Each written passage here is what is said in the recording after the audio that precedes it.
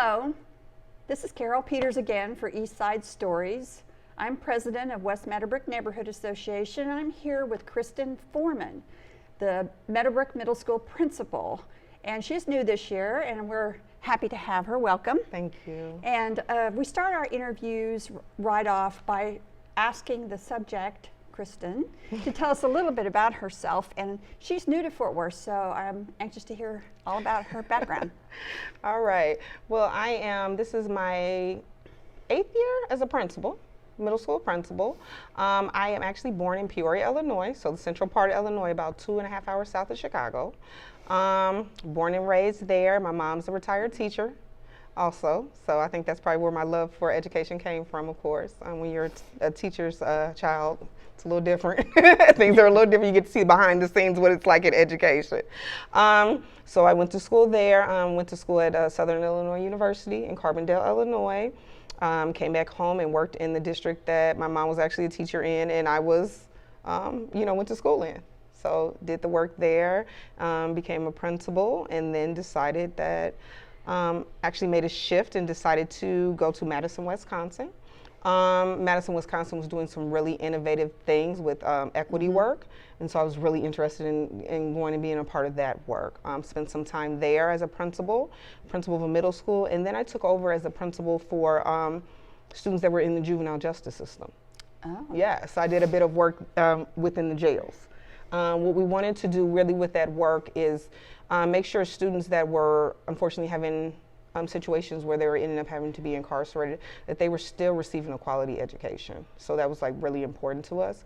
And then some of them had a chance to transition back to school, and we wanted to make sure that they received the support they needed going back to school. So we did some of that work up there in Madison. And then after a while, it got a little too cold. No. Definitely not cold here.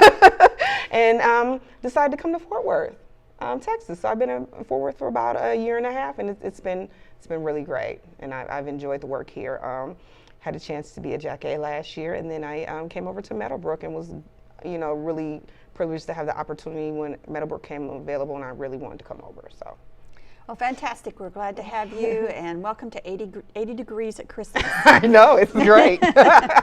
What's your first year been like at Meadowbrook Middle? I know that there's been lots of turbulence with COVID and transitioning with the other middle school, moving into Meadowbrook Middle. So what's it been like? Well, I think one thing we said before this year started is everybody was looking forward to getting back to normal. And I think the reality is there is no normal anymore. It's new, right? So it's been really, first of all, it's great to have the kids back. Right. It's so great to have them back in person and be able to see them and spend time with them and get to know them again, face to face and in person. So that's been great.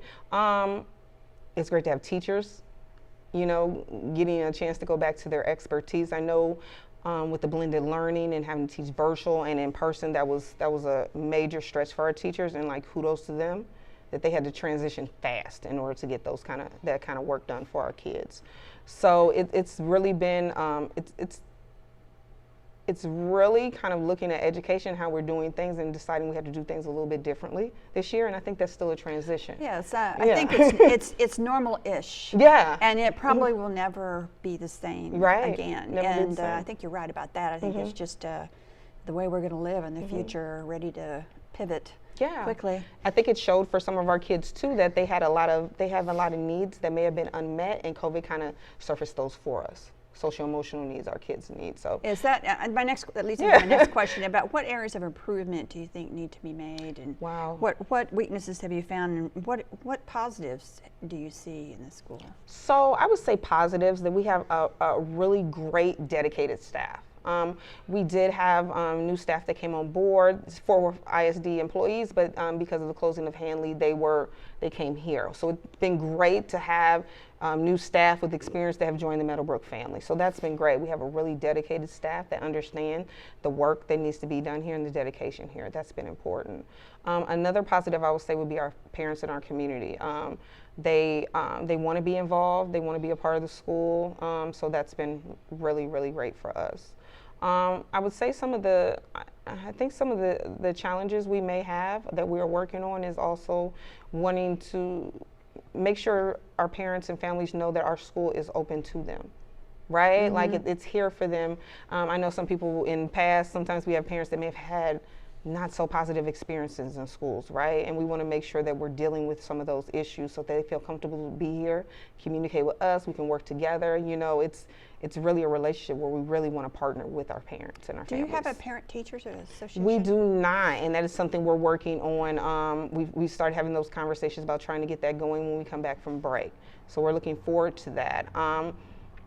For me, it's going to be more of, you know, putting it out there for all parents if you want to be involved, but also I think reaching out personally to say, like, we've seen you, we've seen your work, we've seen the way you're committed, we need you in here. Like, we need your voice at the table. So yeah, we definitely will be reaching out to parents personally also to get as many parents involved as possible, because we want to make sure our PTO looks like our population of our building, right? And all voices are there.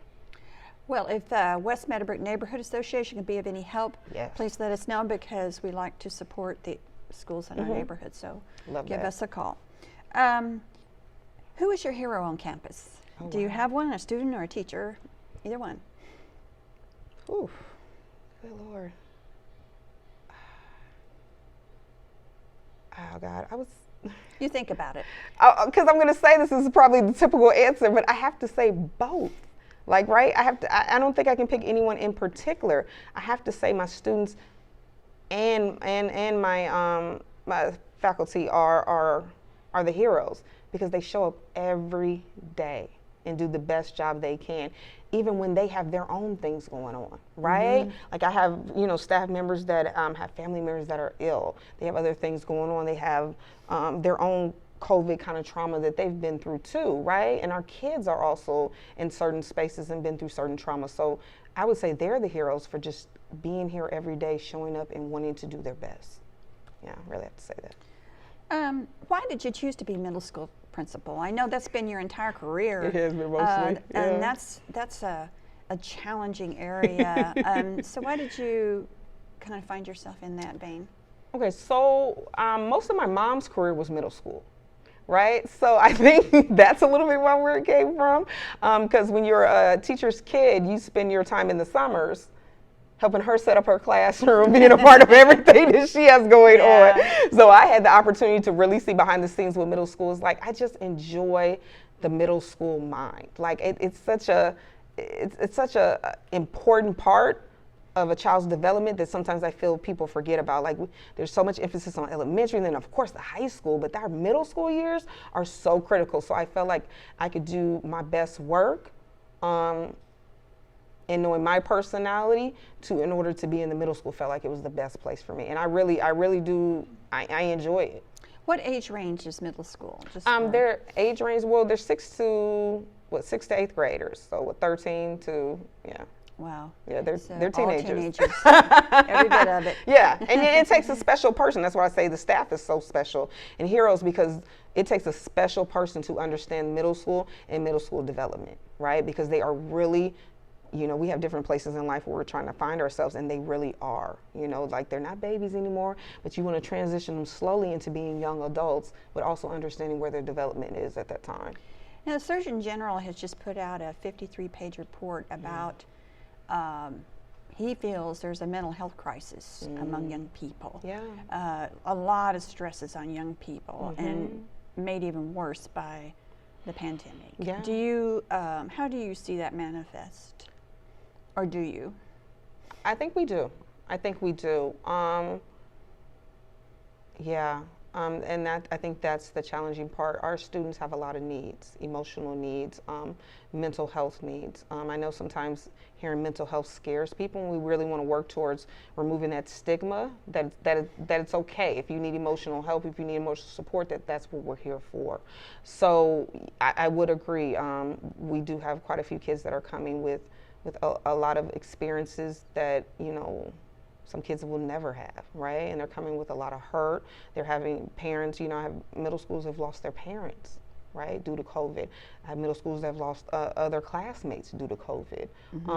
And just loss of housing, not even related to COVID, jobs, just all these things. And our parents do a wonderful job of telling, and I've talked to a parent the other day about this, like, that's for me to worry about as a parent, not you. But the kids still feel those stressors, and they carry it with them every single day. So then they come into the building and we're like, okay, here's the work, right? Here's the instructional work. We want you to reach your full potential. And sometimes their minds aren't in that space right now because they're still trying to process what's going on in their own personal life. So really working with kids to get them in a place where they're regulated, where they're actually ready to learn is some of the work.